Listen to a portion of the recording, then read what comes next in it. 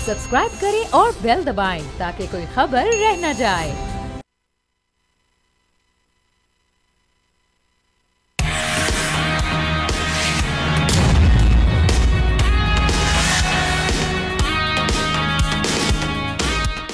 अस्सलामुअलैकुम नाजरीन, आप देख रहे हैं न्यूज़ पंच। मैं हूं आमना खटाना। इसराइल की वजह से इस वक्त हम देख रहे हैं कि मिडल ईस्ट जंग की लपेट में है। गाजा पर वहशियाना हमलों के बाद साथ साथ अब लेबनान और सीरिया पर भी इजरायली हमले जारी हैं। गाजा में इसराइली हमलों से बच्चों समेत 44,000 से ज्यादा फलस्तीनी शहीद, 1,04,000 से ज्यादा जख्मी हो चुके हैं। हॉस्पिटल्स, मसाजिद, स्कूल, कोई जगह ऐसे नहीं है जो जिसे हम सेफ कह सकें। अब ये जंग मुसलमानों के खिलाफ नहीं, इंसानियत के खिलाफ हो चुकी है। इसी सूरत हाल के पेश नज़र इंटरनेशनल क्रिमिनल कोर्ट ने इजरायली वजीर आजम नेतन्याहू, साबिक इजरायली वजीर दिफा के वारंट गिरफ्तारी जारी कर दी है, जिस पर यूरोपीय यूनियन की खारजा पॉलिसी के सरबराह का ये कहना है कि यूरोपीय यूनियन की हुकूमतें ICC यानी इंटरनेशनल क्रिमिनल कोर्ट की हिदायत पर अमल दरामद के लिए अपनी मर्जी से पिक एंड चूज नहीं कर सकती, यानी उन्हें हर सूरत इस पर एक्शन करना होगा। अब सूरत हाल ये है कि बरतानिया समेत 124 ममालिक ICC के हैं और सिग्नेटरीज हैं उनकी, यानी टेक्निकली अगर नेतन्याहू या गैलेंट इनमें से किसी भी मुल्क में कदम रखता है तो वहां से उन्हें गिरफ्तार करके अदालत के हवाले किया जाना चाहिए। ये सवाल लेकर हम अपने पैनलिस्ट की जानिब बढ़ेंगे कि ये जो इंटरनेशनल क्रिमिनल कोर्ट के जो अहकामात आए हैं, पहले भी आ चुके हैं, लेकिन इस बार जो जिस तरह से स्ट्रेस दिया गया यूरोपीय यूनियन, उस पर क्या अब इस बार एक्शन होगा, किस हद तक प्रेशर क्रिएट होगा और मामला किस जानिब जाएंगे, इस पर गुफ्तगू का आगाज़ करते हैं। एहतशामुल हक साहब हैं पैनल पर हमारे साथ, डॉक्टर दानिश हैं, ज़ाहिर शाह शराजी हैं, शहजादा जुल्फ़िकार हैं। आप तमाम का बेहद शुक्रिया। आगाज़ करते हैं, डॉक्टर साहब आपकी जानिब आते हैं। सबसे पहले ये डेवलपमेंट आप समझते हैं हुई है या ये भी हवा में उड़ा दिया जाएगा अहकामात इसको भी? कोई किसी भी आलमी कोर्ट के फैसले को एक आम सा मुल्क जो है वो रिग्रेट कर देता है।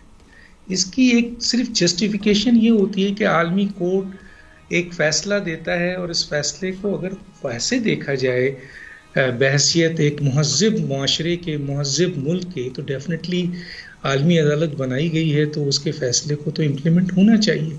लेकिन माजी में कितने फ़ैसले आलमी अदालतों के हैं, ज़रा मुझे कोई ये बता दे कि जी कोई फ़ैसला जो है वो इम्प्लीमेंट हुआ है मासवा एक आध फैसलों के, उसमें भी जब अमेरिका ने इंटरनेशनल कुव्वतों ने इंटरफेरेंस किया या आपके सलामती कौंसिल ने इंटरफेरेंस किया तो थोड़ा बहुत हुआ।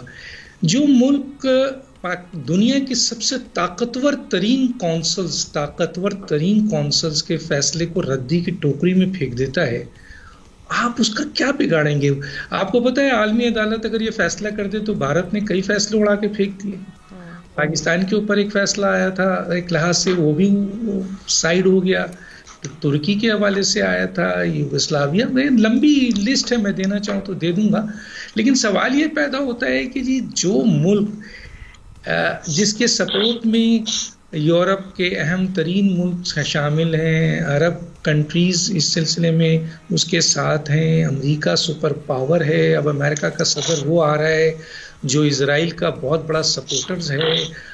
और सबसे बड़ा बात यह कि मैं बार बार ये कहता हूँ कि IPAC American Israel public affairs committee, जिसका सारा कंट्रोल मीडिया, इकनॉमी, सब कुछ जो है वो इज़राइल के यानी यहूदियों के हाथ में है, वो आप समझती हैं कि कोई इन फैसलों को लिफ्ट कराएगा? कोई इन फैसलों को लिफ्ट नहीं कराएगा। ये आपके ये जो अरब कंट्रीज़ हैं ये OIC की मीटिंग में झगड़ते रहे, लड़ते रहे, कोई क्या क्या फैसले देते रहा कि ये कर दिया जाए, सफारती ताल्लुकात ख़त्म कर दिया जाए, तेल बंद कर दिया जाए, जो कि इनके इख्तियार में है। आप देखें कि किस तरीके से वहाँ पर इज़राइल दहशतगर्दी कर रहा है, आपके फ़लस्तीन में नस्लकुशी कर रहा है, पूरी दुनिया में इसके ऊपर मुजाहरे हुए हैं, ख़ुद यहूदियों ने इसके ख़िलाफ़ मुजाहरा किया है, पूरा अमेरिका, पाकिस्तान में तो शायद इतना नहीं, लेकिन मैं जब बाहर गया था तो मैंने देखा अमेरिका में या आपके UK में कि वहाँ पर जो आपके फॉरेनर्स हैं, यानी पाकिस्तानी नहीं है बल्कि मुस्लिम नहीं है, उन लोगों ने बाइकाट किया हुआ था उन इदारों का जो इज़राइल प्रोडक्ट है, लेकिन मुस्लिम ने इतना नहीं किया हुआ था जितना उन लोगों ने किया हुआ था। सवाल ये पैदा होता है, पूरी दुनिया में आवाज़ है, आलमी अदालत ने अगर ये दे दिया फैसला तो इसकी हैसियत माजी के फैसलों की तरह होगी, क्योंकि कोई आम मुल्क के खिलाफ नहीं है। नेशनल सिक्योरिटी काउंसिल से बड़ी ताकत तो कहीं नहीं है ना।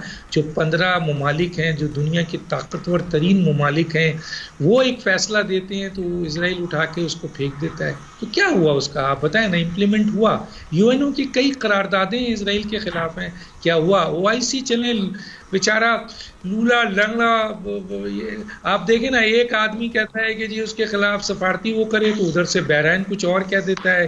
वो कहता है कि जी असला बंद किया जाए उसका, तो वो आपके यूएई खड़ा हो जाता है उधर से। मतलब ये आप ममालिक के ये हालात हैं। तो मैं ये समझता हूँ मुख्तसर ये कि आपके ये जो आलमी अदालत है, ये इसकी हैसियत एक महज़िब दुनिया में तो इसकी अहमियत है, लेकिन मौजूदा जिस तरह की दुनिया चल रही है उसमें इसकी अहमियत कोई भी नहीं है।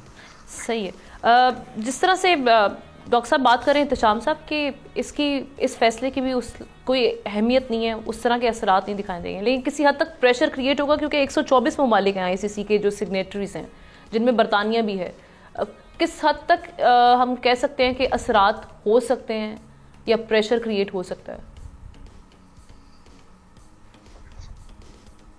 जी आमना दानिश बिल्कुल ठीक कह रहे हैं। इसका कोई सियासी तौर पे तो कोई असर नहीं होगा। इसकी न्यूसेंस वैल्यू अलबत्ता बहुत ज़्यादा है।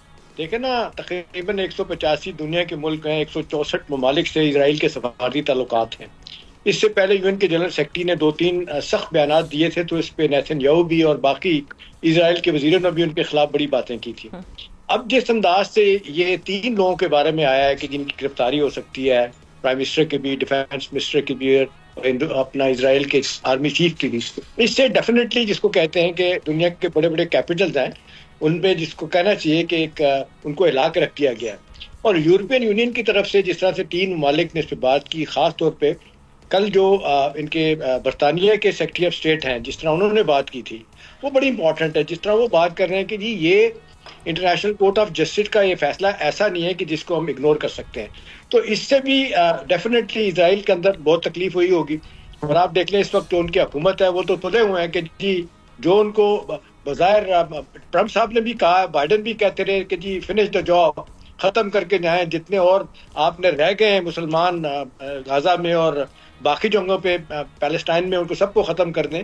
उस पैराए में देखा जाए तो इसकी अहमियत बहुत ज्यादा है। अभी आगे चल के देख लें, इस पे बहस तो शुरू हो गई है। अभी आप देख लें इंटरनेशनल मीडिया को डेफिनेटली हम सब लोग सारे वॉच करते हैं, वहाँ पे भी ये हर जगह पे ये बात हो रही है। तो इसका इनडायरेक्टली डायरेक्टली असर तो उनके ऊपर बहुत होगा। और इसराइल के अंदर भी आप देख लें कि वहाँ पे भी जो हम देख रहे हैं कि बेशुमार लोग, इवन जो जिसको कहा जाता है कि सही मानों में यहूदी हैं, वो भी जो एक खास किस्म की टोपी पहनते हैं और बाल बनाते हैं, वो भी एक ज्यादा तादाद में आज इसराइल की पॉलिसीज के खिलाफ है कि ये जेनोसाइड जो आपने शुरू किया इसको रोकना चाहिए। मेरा ख्याल है आमना इसकी 2 डायमेंशन बड़ी इंपॉर्टेंट है। यूक्रेन की जंग आप देख लें 2.5 साल हो गए और इसको 1.25 साल हो गया गजा में। इससे लोग कह रहे हैं कि जी मिडिल ईस्ट की वजह से, यूक्रेन की वजह से तीसरी आलमी जंग जो है वो हो सकती है।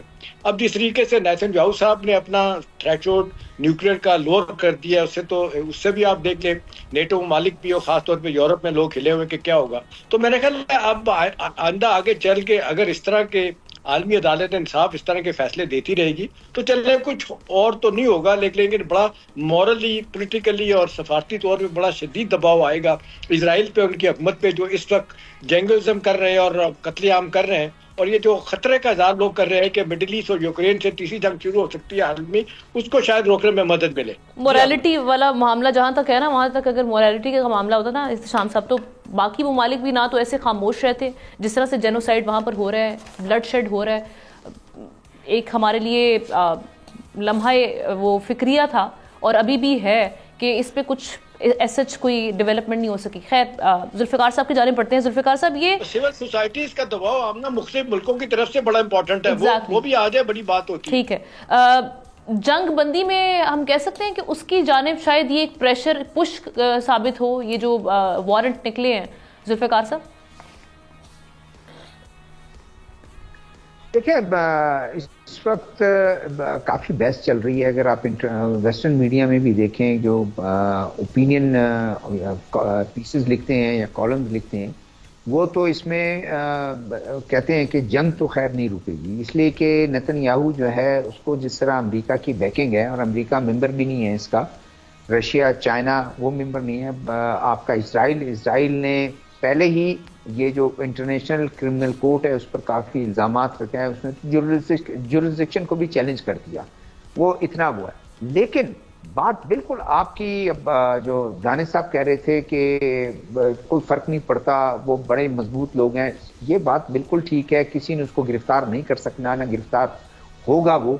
लेकिन एक अखलाकी प्रेशर बहुत बढ़ रहा है। अगर दूसरी तरफ आप देखें, लोग आज जो उनके मुखालिफिन हैं, चाहे ईरान है, चाहे पाकिस्तान है, चाहे दूसरे ममालिक हैं, आज वो धड़ल्ले से तो ये कह सकते हैं, तो ये तो अरेस्ट वारंट इसके वो हैं, ये तो कोई गिरफ्तार करे ना करें, ये तो मुर्तकिब पाया जा रहा है, उसका जो ह्यूमैनिटी के खिलाफ जो ये कर रहा है, जिस तरह इसने किया है बच्चों को, खवातीन को, उनके जो कैंप्स हैं, अनआर्म्ड लोगों को, कोई नहीं कहेगा कि हमास के खिलाफ इसने जो कुछ किया वो गलत है, लेकिन सब कह रहे हैं कि जिस तरह आंखें बंद करके जिस तरह बिल्डिंगों को निशाना बना रहा है, हॉस्पिटल्स को निशाना बना रहा है, कैंप्स को निशाना बना रहा है, ये एक बहस जो है वो इम्पोर्टेंट है। शायद 10 साल पहले, 15 साल पहले शायद इसकी कोई अहमियत नहीं थी, लेकिन आज इसकी अहमियत है, सोशल मीडिया का दौर है। और जिस तरह इत्तेशाम साहब ने कहा, मैं एग्री करता हूँ कि ये प्रेशर जो है आपके सिविल सोसाइटी की तरफ से बढ़ रहा है। यूरोपियन जो मुल्क हैं, अब वो भी कम से कम ये उनको किसी सूरत जो है वो फेवर नहीं कर सकते हैं, खामोश तो बैठ सकते हैं लेकिन फेवर नहीं कर सकते हैं। कहीं भी किसी फोरम पर भी जब वो कोई डिबेट होगी तो कोई उसको डिफेंड नहीं कर सकेगा, बल्कि रादर ये कहेगा कि वो तो ह्यूमैनिटी का दुश्मन है, वो उसके काबीना के लोग, ये वार क्राइम्स का मुर्तकिब पाया जा रहा है। वो तो बात की बात है कि उसको पेश किया जाए, गिरफ्तार हो, वो अपने डिफेंस में क्या कहता है क्या नहीं है। अब मतलब ये है कि वो एक प्रेशर जो है बढ़ रहा है, और कोई भी फोरम हो उसमें उसको फेस करना भी मुश्किल है। और ट्रैवल करने की जहां तक बात करें तो ट्रैवल वो अमेरिका ट्रैवल कर लेगा, लेकिन एक खतरा उसके वो है कि बहुत बड़ा इम्तिहान होगा, कहीं और ट्रैवल तो करेगा नहीं, लेकिन अगर वो बरतानिया जाता है, अगर यूरोपियन कंट्रीज के यहाँ जाता है, उधर वो उसको गिरफ्तार नहीं भी करते हैं, उन मुल्कों के लिए काफी एक वो होगा, प्रेशर होगा।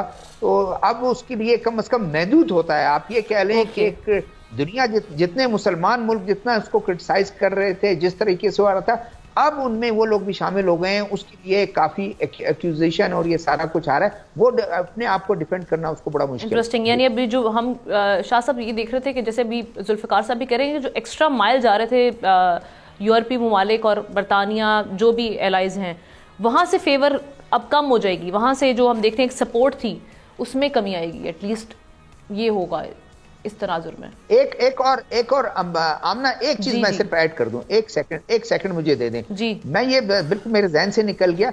इसके बाद एक और चीज बड़ी आ सकती है कि आम एम्बार्गो जो है, जो साउथ अफ्रीका के खिलाफ भी उसका वो इस्तेमाल कर रहे थे कि जी उसके पाबंदियां लगाने के लिए कह रहे थे, तो इधर कम से कम ये चीज हमारे और आपके पास एक आ जाएगा कि आप गिरफ्तार नहीं कर सकते, तो आम एम्बार्गो तो इस पर लगाएं, और खुद यूएस अंडर क्रिटिसिज्म होगा कि वो उसको आम जो सप्लाई करेगा तो सही, लेकिन वो उसको लोग भी वो कहेंगे कि बावजूद इसके कि एक आप क्रिमिनल बंदे को दे रहे हैं।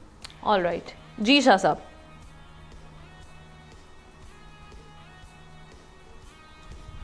देखिए मेरे ख्याल में जी, जैसे डॉक्टर साहब ने कहा, शाम साहब ने कहा, मैं नहीं समझता कि इस किस्म के डिसीजन से कोई भी फ़र्क पड़ेगा। आप इसको कंडेम करते हैं या गिरफ्तार भी करते हैं या कुछ भी करते हैं। देखिए इस वक्त अगर आप दुनिया के अंदर देखें, एक चीज़ ज़रूर होगी कि आपका जो इन मुल्कों के अंदर एक नफ़रत है ना आम लोगों की, एक मुतनफ़र किस्म का एक शख्स समझा जाएगा। इसके अलावा मेरे ख्याल में कोई ऐसी चीज़ नहीं होगी जो कि इसराइल या नेतन्याहू को इन चीज़ों से रोक सकेगी। जिस तरीके से यूनाइटेड नेशंस के चार्टर के अंदर आप एक मिसाल दे दें, देखें डॉक्टर साहब ने तो मिसाल दे दी कि जी कोई आईसीसी का जो डिसीजन इम्प्लीमेंट नहीं हुआ, लेकिन जिस तरीके से मुसलमानों का कत्लेआम अफगानिस्तान के अंदर हुआ, इराक के अंदर हुआ, फिर उसके बाद जॉर्डन के अंदर हुआ, वियतनाम के अंदर जिस तरह इंसानों को मारा अमरीकियों ने, तो आप देख सकते हैं कि 1945 की जंग अजीम के बाद ये सब कुछ अब आप देखते हैं एक बड़ा ऑर्गेनाइज तरीके से दुनिया जो है ना वो मेरे ख्याल में एक अलग तरफ चल रही है। और इसमें कोई दूसरी राय नहीं है कि हमेशा से यूनाइटेड नेशन के चार्टर के अंदर ये बड़े बड़े ममालिक एक ही कम्युनिटी को टारगेट कर रहे हैं, वो आपकी मुसलमान कम्युनिटी, और ये बिल्कुल इसमें कोई दूसरी राय नहीं। आप भले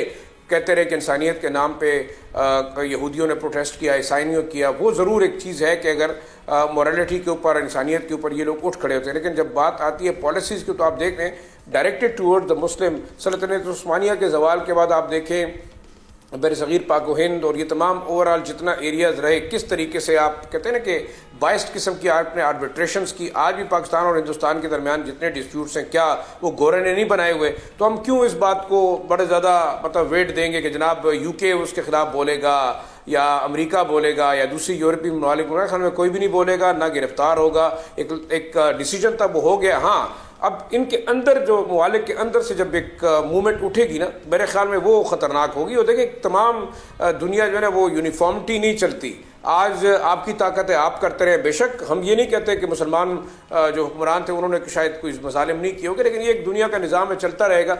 अब हमें एक डिवाइन जस्टिस का इंतज़ार है। बाकी तो मैं नहीं समझता कि आपके इस्लामी ममालिक हैं या इंसानियत के नाम पर बोलने वाले ममालिक हैं वो किसी तरीके से बेचारे गज़ा में फ़लस्तीनियों का कत्लेआम रोक सकते हैं। तो डिसीजन का कोई फ़र्क नहीं पड़ेगा। हाँ, सिम्बॉलिकली आप कह सकते हैं कि जनाब एक बंदे को आपने मुजरिम करार दे दिया और उसके खिलाफ एक नफरत लोगों की होगी, बड़े खुश होंगे मुसलमान ममालिक भी कि जी जनाब उसे जो है ना वो जंगी जराइम का मुर्तकिब करार दिया। लेकिन इससे पहले भी बड़े लोग रहे, उनको आज तक कोई भी किसी किस्म का मेरे ख्याल में ना सज़ा हुई और ना होगी। हाँ, अगर वो डायरेक्टेड टूवर्ड्स, अगर सद्दाम हुसैन को देख लें, उसको ज़रूर सज़ा हो गई क्योंकि अमेरिका चाहता था कि उसको सज़ा दिलाई जाए। तो इस बात पे बिल्कुल एक अफसोस का मकाम है कि आपका इस वक्त का जो निज़ाम है ना वो इंसानियत को सपोर्ट करता है, ना वो इंसानियत के जेनोसाइड को रोक सका है, चाहे वो यूनाइटेड नेशंस का सिस्टम है या आपके आलमी अदालत इंसाफ। मेरे ख्याल में इंसान मर रहे हैं और उनको शायद इतनी कोई दिलचस्पी नहीं है सिवाय इसके सिंबॉलिक डिसीजन आया है। ठीक है, आपके इस हवाले से टेक आ चुका है। एक ब्रेक लेते हैं, ब्रेक की सूरत हाल पर बात करेंगे।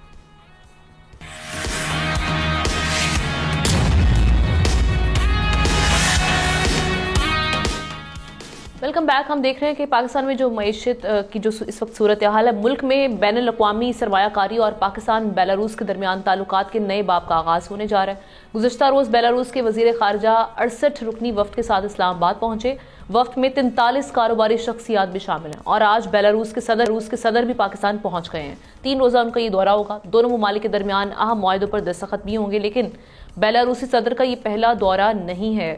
इससे कबल हम बात करें तो 2015 में भी वो पाकिस्तान आए थे और फिलहाल दोनों ममालिक के दरमियान सिर्फ $5 करोड़ की तिजारत होती है। सितंबर 2024 में बेलारूस ने इस्लामाबाद को इलेक्ट्रिक बसें फराहम करने और चार्जिंग स्टेशन लगाने में दिलचस्पी जाहिर की थी। अब ये जो दौरा है इसकी सिग्निफिकेंस क्या है और किन किन शो या किन किन जगहों पर हम कह सकते हैं कि इंगेजमेंट्स हो सकती हैं, कॉपरेशन हो सकता है दोनों मुल्कों के दरमियान में, इसका आगाज़ करते हैं। एहतशाम साहब, किस तरह से देख रहे हैं इसको? हमने आपका सवाल बड़ा दिलचस्प भी है और बड़ा इम्पोर्टेंट भी है। देखिए कि इतना कुछ करने के बावजूद भी इतने बड़े विजिट छोड़ जाते हैं और जिस तरीके से फॉलो अप विजिट हो उसके बाद फिर डेफिनेटली कोई कंक्लूजन उनका ऐसा हो कि चलें MOU साइन किए हैं, उसके बाद फिर उनको ट्रांसलेट होना चाहिए हार्ड एग्रीमेंट में। तो ये हो तो रहा है लेकिन बड़ा इसका प्रोसेस स्लो है। अभी देख लें ECO कॉन्फ्रेंस हुई, उसके बाद मलेशिया के वज़ीर आज़म होके गए, फिर आपने देखा सऊदी डेलीगेशन आया, इस तरह लोग और भी आ रहे हैं और मालिक से भी आ रहे हैं। एक लिहाज से तो अच्छा है कि जहाँ पे पाकिस्तान का ये इमेज जिस तरह हिंदुस्तान ने और हमारे मुखालफिन ने ख़राब करने की कोशिश की कि जी ये तो सिक्योरिटी का इशू रहता है, नेगेटिव ट्रैवल एडवाइजरी इशू करते हैं जापान भी और अमेरिका भी और बरतानिया भी, उसकी वजह से बड़ा फ़र्क पड़ता है। लेकिन जो लोग पाकिस्तान में आमना आ जाते हैं, चाहे उनका ताल्लुक खिलाड़ियों के शोबे से हो, स्पोर्ट्स से हो, चाहे लिटरेरी सर्कल से हो, इन्वेस्टमेंट के हवाले से हो और दो तरफा मुज़ाकरात के हवाले से हो, तो वो आके जब देख के चले जाते हैं वो कहते हैं कि नहीं भाई इतना तो सिक्योरिटी का इशू सब जगहों पे है। कराची को कहते हैं बहुत ज़्यादा क्राइम है, तो न्यूयॉर्क में कम है, लंदन में कम है, बाकी कैपिटल में भी है। हाँ, उसकी प्रोजेक्शन जिस तरह नेगेटिव तरीके से की जाती है और उसको फिर काउंटर जो हम नहीं कर सकते, हमारा मीडिया नहीं करता, हुकूमत की दिलचस्पी इतनी ज़्यादा नहीं होती, तो नतीजतन वो जो पहला विजिट होता है उसको फिर परसू नहीं किया जाता ताकि फॉलो अप विजिट हो और फिर अच्छे नताइज हासिल किए जा सके। तो मेरा ख्याल है बेलारूस के हवाले से जिस तरह आपने कहा पहले भी उनका विजिट हुआ है, होके गए हैं, लेकिन अब यही है कि जिस तरीके से बहुत ज़्यादा हम देख रहे हैं कोऑपरेशन हो सकता है ऑयल एंड गैस में वहाँ पे के मामले में भी, उसके बाद फिर पाकिस्तान के यहाँ से लोग पढ़े लिखे लोग वहाँ पे जा सकते हैं और फिर छोटा सा मुल्क है यूरोप के अंदर और रूस का बहुत बड़ा इत्तेहादी है, शायद वेस्ट को इससे भी बड़ी तकलीफ होती होगी उसके बाद नॉर्थ कोरिया, उनका रूस का जो है कहते हैं बहुत करीबी साथी भी है, दोस्त भी है।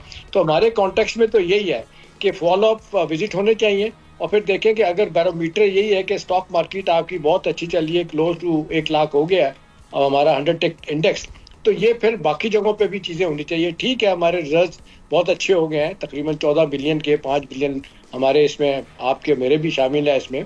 फिर जिस तरीके से हमने देखा कि इंटरेस्ट रेट कम हो गया है, 15% पे आ गया है, महंगाई सिंगल डिजिट में आ गई है, फॉरेन डायरेक्ट इन्वेस्टमेंट और पोर्टफोलियो इन्वेस्टमेंट बहुत आ रही है पाकिस्तान में स्टॉक मार्केट में, तो ये एक इन्वेस्टर्स के लिए तो बहुत अच्छा है। और बायलैटरल लेवल पे जो दो मुल्कों के दरमियान ताउन होना चाहिए, उस हवाले से मेरा ख्याल है ब्रेक थ्रू करने की जरूरत है, जिस तरह बाकी मुल्क होके गए हैं। तो होपफुली बेलारूस क्योंकि बहुत ज्यादा रूस के करीब है, और रूस पाकिस्तान से जिस तरह तिजारत चाहता है ऑयल एंड गैस के हवाले से भी, और अभी रिसेंटली आप देख लें प्राइम मिनिस्टर की भी मुलाकात हुई थी एक किसी बड़े फोरम पे पुतिन साहब से भी। तो मेरा ख्याल है ये चीजें अगर मुस्तकिल बुनियादों पे होती रहे तो इसका बड़ा फायदा होता है। लेकिन एक अरसे से आप देख रही हैं कि हमारे मुल्क में एक सिक्योरिटी स्टेट हम बन के रह गए हैं, दहशतगर्दी इस कदर फैल गई, और आज खास तौर पर जिस तरीके से केपी में और बलूचिस्तान में एक तरफ BL है, दूसरी तरफ आप देख लें TTP है, दोनों ने हाथ मिला लिया है। तो बाहर की दुनिया भी देखती है, इन्वेस्टर भी देखता है कि मैं वहां पे जाऊंगा जहाँ पे मेरा पैसा सेफ होगा, रिटर्न ठीक होगा, प्रॉफिट मिलेगा। तो मेरा ख्याल है शुरुआत तो बहुत अच्छी है, अब देखना है कि इसको हम आगे चल के फॉलो अप विजिट के जरिए कितना अपनी इकोनॉमी को फायदा दे सकते हैं। जी डॉक्टर साहब। जी, बेलारूस पाकिस्तान की मशहूरियत 90s और 80s में एक ज़माने में हुई, और वो हुई थी आपके बेलारूस के ट्रैक्टर के हवाले से। बहुत बड़ी एक ट्रैक्टर का जो है वो कॉन्ट्रैक्ट हुआ था, और फिर वो डिस्प्यूट भी हुआ था। तो उस वक्त बेलारूस पाकिस्तान के नक्शे में बड़ी इम्पॉर्टेंट हैसियत में सामने आया था। अब ये दूसरी दफ़ा जब वो अपने, जैसे कि आपने बताया कि 68 और 43 उनके सरमायाकार जो हैं वो बिजनेसमैन उनके साथ आए हैं बेलारूस का। ये देखिए, पाकिस्तान इस वक्त मईशत की जो हम बात करते हैं कि जी एक अच्छे डायरेक्शन में चल गया है, और उसकी मईशत जो पाकिस्तान की है मजबूत होती जा रही है, नो डाउट। उसके सिलसिले में आर्मी चीफ ने कराची में जो है वो बहुत अहम बिजनेसमैन मीटिंग भी की, और इसके अलावा उन्होंने पेशावर और इस्लामाबाद में जो स्टेटमेंट दिया उसमें बताया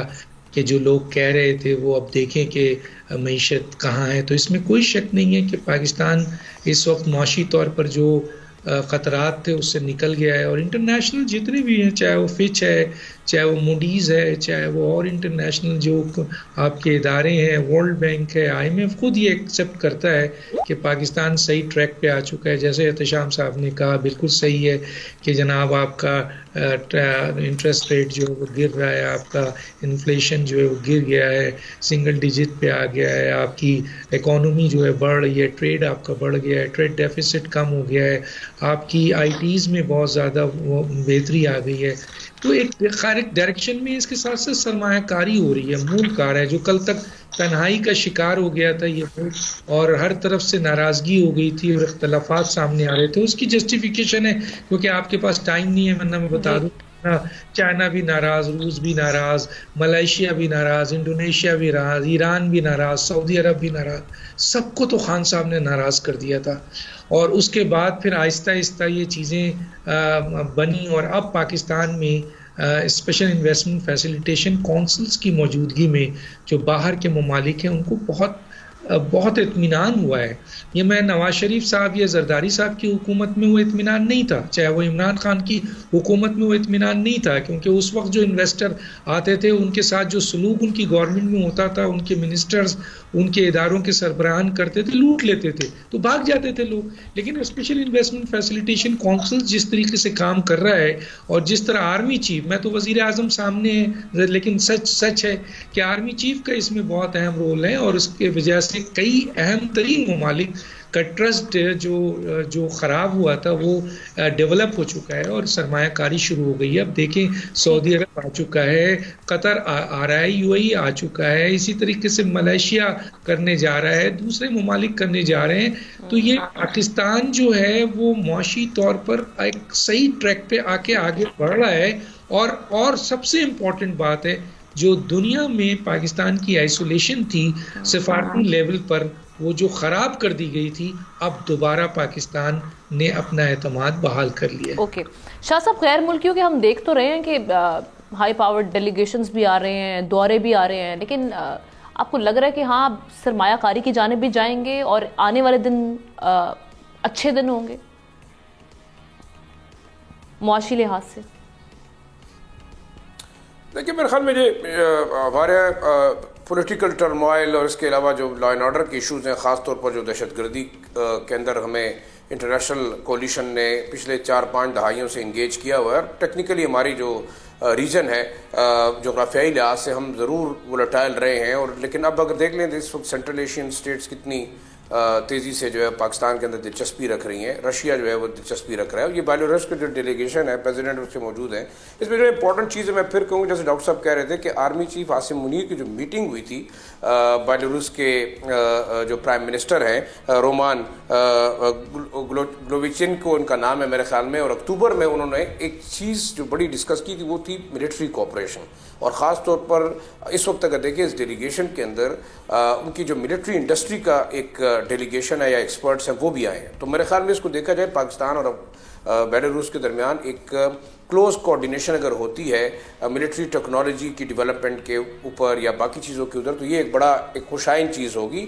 और मेरे ख्याल में इसमें कोई दूसरी डिनाइल नहीं है, ना तो हम कोई एग्जिजरेट करते हैं कि सिविलियन गवर्नमेंट के ऊपर इतना ट्रस्ट बाहर के लोगों का नहीं है। जब तक आपकी हम कह सकते हैं ना कि मिलिट्री लीडरशिप की जानिब से एक एंडोर्समेंट नहीं होती, उनको एक तसल्ली नहीं दी जाती कि जी पाकिस्तान के अंदर होने वाली जो इन्वेस्टमेंट है, और बेशक जो SIFC का फोरम बना है, मैं इस्तेफाक करूँगा डॉक्टर साहब से कि एक बहुत बड़ा नेटवर्क है, क्योंकि जाहिर बात इससे पहले आप देखते थे इकोनॉमिक अफेयर्स डिवीजन होता था, एक सेंट्रलाइज सिस्टम था, और उस ज़माने में मुझे अभी भी याद है कि अगर कोई इस मिनिस्ट्री के थ्रू आता था तो बाकायदा बड़े बड़े कमीशन मांगे जाते थे, चाहे वो PMLN की गवर्नमेंट थी या पीपल्स पार्टी के जो लोग थे वो ओपनली मांगते थे कि इसमें इतना शेयर हमारा होना चाहिए। तो वो फैक्टर एक खत्म हुआ। दूसरा देखें, इस वक्त जैसे ट्रैक्टर्स की बात की, इस वक्त भी जो MOUs हो रहे हैं मेरे ख्याल में इसमें मोटर प्लांट के ऊपर भी बात होगी, और जो रोड मैप है 2025-27 का जॉइंट मिनिस्ट्रियल मीटिंग के बाद उसको इस दफ़ा जो है वो इंडोर्समेंट मिलेगी जो प्रेसिडेंट है बेलारूस के उसके दौरान। तो ये चीज़ें ओवरऑल अगर हम देखें, एग्रीकल्चर सेक्टर है, आपके इंडस्ट्रियल सेक्टर है, इसके अलावा फार्मास्यूटिकल सेक्टर है, और टेक्सटाइल सेक्टर में अगर हेल्प आउट होता है तो मेरे ख्याल में बड़ा फ़ायदेमंद होगा पाकिस्तान की इकानमी को बूस्ट करने के लिए। जो सवाल है आपका वो मेरे ख्याल में अपनी जगह मौजूद रहेगा कि अगर पाकिस्तान की हुकूमत चाहती है कि इस मुल्क के अंदर वाकई सरमायाकार आएँ तो दो चीज़ें बड़ी इंपॉर्टेंट है। एक, आपने यहाँ सिक्योरिटी को इंश्योर करना होगा, वो हर लिहाज से हो, और फिर दूसरा आपने जो पॉलिटिकल अनरेस्ट है उसको रिजॉल्व करना होगा, क्योंकि ये बड़ी एक अजीब सी बात है कि जब आपके फॉरेन डेलीगेट्स आते हैं तो यहाँ आपकी सड़कों पे लोग होते हैं। ये मेरे ख्याल में एक नामुनासिब चीज़ है, और मैं ये समझता हूँ कि हुकूमत को अब शायद एक कैमोफ्लॉज और एक अपना हिसार बनाने की बजाय ना इन तमाम इशूज़ को एड्रेस करना होगा, क्योंकि इंटरनेशनली हमारी साख देखी जाती है कि जब कोई इन्वेस्टर इधर आता है तो क्या पाकिस्तान की तमाम चीज़ें आया इन्वायरमेंट फेवरेबल है, तो फेवरेबल इन्वायरमेंट पैदा करने के लिए आप मुल्क के अंदर होने वाले वाकयात जो है ना उनको बाकायदा आपने बताना होगा, इस तरीके से बावर कराना होगा कि जो आदमी, जो फर्म, जो हुकूमत यहाँ पैसा लेके आती है वो सिक्योर भी रहेगा कि नहीं। ये बड़ा इंपॉर्टेंट है मेरा ख्याल से। एक और चीज़ भी है जहाँ पे आपने दो फैक्टर्स बताए शाह साहब ने, और उन्होंने बोला कि जी कहीं ना कहीं पॉलिटिकल स्टेबिलिटी और फिर आपकी इस वक्त जो सिक्योरिटी के जो मामलात हैं उसके साथ साथ जुल्फ़िकार साहब ये कंटिन्यूटी ऑफ द पॉलिसी भी बहुत मैटर करती है। ये भी श्योर करना कि जी मामलात जो हैं वो आगे बढ़ेंगे, जिस तरह से अभी हम देख रहे हैं जो सिचुएशन भी बनी हुई है। खैर आप किस तरह से देख रहे हैं इस टूर को, इस विजिट को? देखिए, आपने जो कंटिन्यूटी ऑफ पॉलिसी की आपने बताया, ये बात बिल्कुल रहा है। जो भी हुकूमत आती है वो फिर उसको दूसरे तरह से, अब तो मेरे ख्याल में जो मौजूदा हुकूमत है उन्होंने जो पिछली हुकूमत की जो पॉलिसी है उनको तो कभी वो नहीं करना, ना वो कोई पॉलिसी उनकी रही। काफ़ी मामला ख़राब भी रहे हैं उन हमसाया ममालिक के साथ या दोस्त ममालिक के साथ। तो इन्होंने आज जिस तरह जो मईशत की जो सूरत हाल थी जब इन्होंने टेक ओवर किया, वो बिल्कुल वो ये बात है कि मरता क्या ना करता। मुझे बताएं कि जिस वक्त आप बिल्कुल स्क्रैच करेंगे और उसके बाद आप आज वाकई इस हद तक आ गया कि पहले हुकूमत की बात करती थी हम और आप यकीन नहीं करते थे कि हुकूमत की तो सिर्फ बातें हैं, लेकिन अब अगर जो है फिच और मूडीज अगर उनकी तरफ से रिपोर्ट्स आ रही हैं, स्टॉक एक्सचेंज जो है रिकॉर्ड जो है वो 99 जो है उस तक पहुंच गया, तो वो एक इंडिकेशन है कि चीज़ें थोड़ी सी बेहतर हो गई हैं। दूसरी बात यह है कि ये नया मैं कहूँगा कि एक एडिशन है एक ऐसे मुल्क का जिसके साथ आप जिनके जो मिनिस्टर्स उनके आए हैं, आप देखें कि उनके एनर्जी के मिनिस्टर उनके साथ हैं, जस्टिस के हैं, ट्रांसपोर्ट के हैं, नेचुरल रिसोर्सेज के हैं और इमरजेंसी सिचुएशन के वो मिनिस्टर आए हैं। फिर कुछ 25 मिनिस्ट्रियल जो इनके जो मिनिस्टर्स के जितने हैं वो ऑफिशियल हैं, कुछ 25 के करीब हैं आउट ऑफ 68। बाकी 43 जो हैं वो उनके बिजनेसमैन हैं, बिजनेस पर्सन, इंडिविजुअल्स हैं। अब वो गवर्नमेंट जो है, मौजूदा हुकूमत कोई भी होती, मुस्लिम लीग की होती है या किसी और उसकी होती, तो आप यही करते हैं। अब गवर्नमेंट से गवर्नमेंट आप जो है बी से बी जा रहे हैं, B to B, business to business जो है, ताकि आप जो है उसको बूस्ट करें, उन चीज़ों को बेहतर बनाएं। तो मेरे ख्याल में ये एक अच्छी अपॉर्चुनिटी भी है कि जो MOU साइन हो रहे हैं और एग्रीमेंट साइन हो रहे हैं और गवर्नमेंट खुद भी इसको देख रही है। SIFC जो है वो इस चीज़ को बहुत तेज़ी से जो है वो कर रहे हैं कि ये ना हो कि गवर्नमेंट्स के बाहर के डेलीगेशंस आए, आप बैठें बात करें, उसके बाद 2 साल आपको पता ही नहीं कि क्या हो रहा है।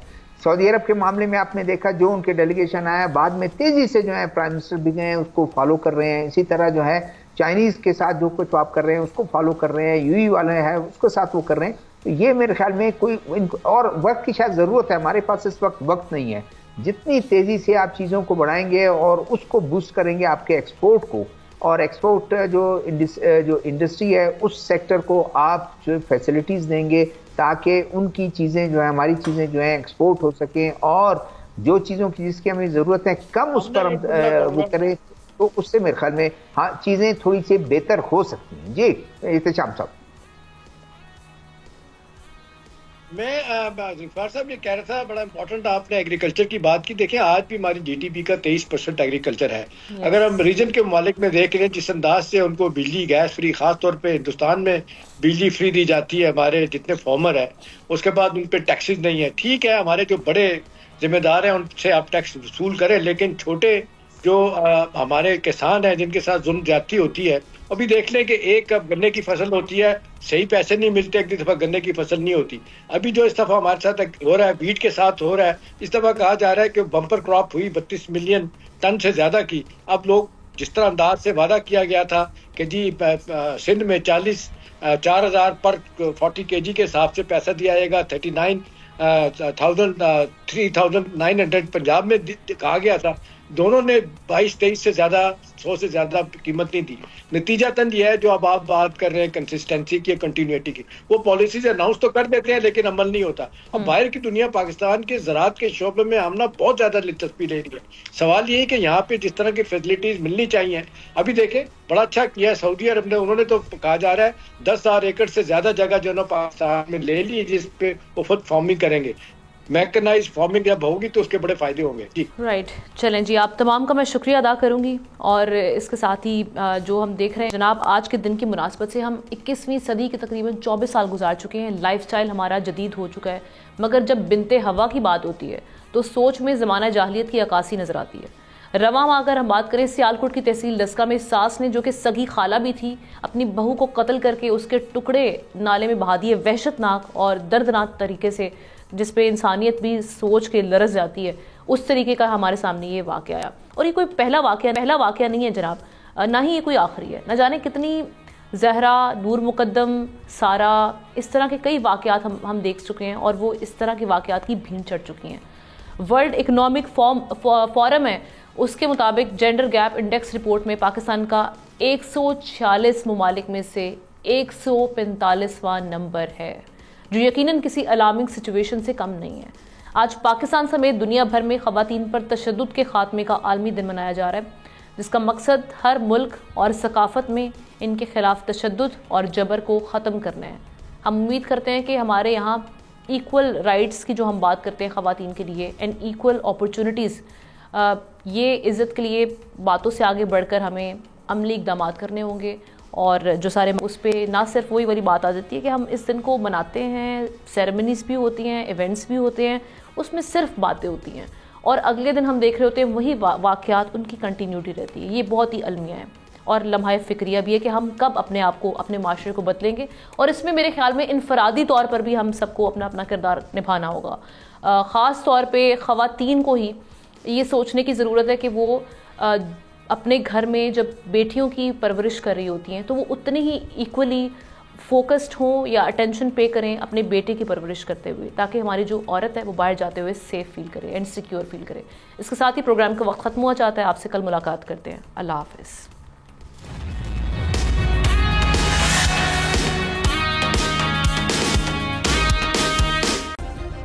सब्सक्राइब करें और बेल दबाएं ताकि कोई खबर रह न जाए।